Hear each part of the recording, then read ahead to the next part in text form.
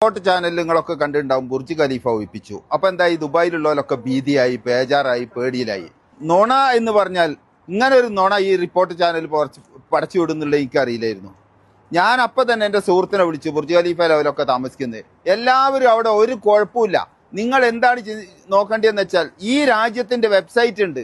ഈ വെബ്സൈറ്റിൽ എല്ലാം പറഞ്ഞിരിക്കും. അത് മാത്രം ഫോളോ ചെയ്യുക. മലയാള ചാനലുകളിൽ പറയുന്നതൊന്നും നിങ്ങൾ വല്ലാതെ വിശ്വസിക്കരുത്. നിങ്ങൾ ഇവിടുത്തെ ഈ രാജ്യത്തിൻ്റെ, അതേപോലെ ഖത്തറാണ്, ഖത്തറിൻ്റെ വെബ്സൈറ്റ് ഉണ്ടാവും. ആ സൈറ്റിൽ വല്ല രേഖപ്പെടുത്തിയിട്ടുണ്ടാവും. അത് മാത്രം വിശ്വസിക്കുക. അല്ലാതെ മലയാള ചാനലുകളെ നിങ്ങൾ ദയവ് ചെയ്ത് പരിഭ്രാന്തിപ്പെടുത്തൽ. നിങ്ങൾക്ക് റീച്ചിന് വേണ്ടിയിട്ടാണെങ്കിൽ നിങ്ങൾ ഇമ്മാതിരി കളവ് അറിയരുത്. ബുർജ് ഖലീഫ എന്നൊരാളും ഒഴിഞ്ഞു പോയിട്ടില്ല. സുഖമായിട്ട് അവിടെ ഉള്ളവർ അവിടെ കടന്ന് ഉറങ്ങുന്നുണ്ട്. നിങ്ങൾക്ക് പല ആളും ഉണ്ടാവുമല്ലോ, ഓലൊക്കെ ഒന്ന് വിളിച്ച് അന്വേഷിച്ച് നോക്കി അവിടെ പോയിനോ അല്ല എന്നുള്ളത്. കളവ് പറയുന്നത് നിങ്ങൾ നിർത്തുക ചാനലുകാരെ. പ്രത്യേകിച്ച് ഇവിടെ ചിലപ്പം മക്കൾ ഇവിടെ ആയിരിക്കും, കുടുംബമൊക്കെ നാട്ടിലായിരിക്കും. ഓലൊക്കെ പരിഭ്രാന്തിയിലാണ്.